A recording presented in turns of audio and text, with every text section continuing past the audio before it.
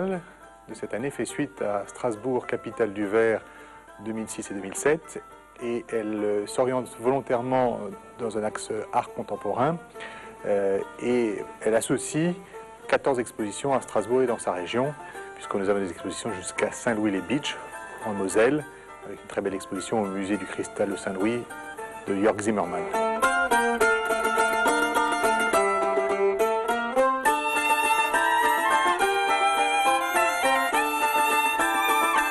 Strasbourg est le siège de Star, qui est la foire d'art contemporain. Strasbourg est le siège de l'école des arts décoratifs, seule école à avoir un atelier verre. Et Strasbourg, ou plutôt à Vendenheim, il y a aussi un musée ou un fonds de verre contemporain. Donc tous ces éléments nous ont incités, en plus du fait que Strasbourg, plutôt l'Alsace et la Lorraine, sont les terres verrières ancestrales, terres historiques, et nous ont incités à créer une biennale sur ces territoires.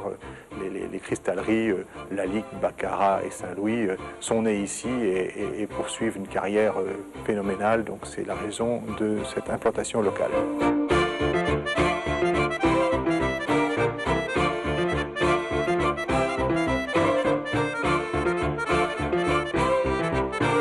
Autrefois, le verre était un petit peu un objet, ou plutôt une matière avec laquelle on faisait des objets décoratifs. Aujourd'hui, le verre, c'est d'une plasticité inouïe, puisque le verre en fusion, on peut le souffler, on peut en faire de la pâte de verre, enfin, on peut le transformer dans toutes les directions possibles.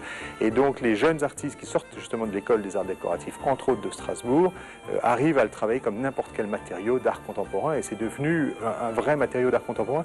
D'ailleurs, des tas de plasticiens qui ne savent pas techniquement s'en servir commencent à le faire travailler par Meisenthal, c'est le cas de Chaudoué qui a fait une magnifique installation qui sont au musée zoologique, mais d'autres artistes comme Jean-Michel Ottonienne, Tony Cragg, Ronnie Horn, Larry Bell, ce sont tous des artistes d'art contemporain extrêmement connus et qui aujourd'hui s'intéressent au verre parce que je pense que la matière a une plasticité et une potentialité exceptionnelle.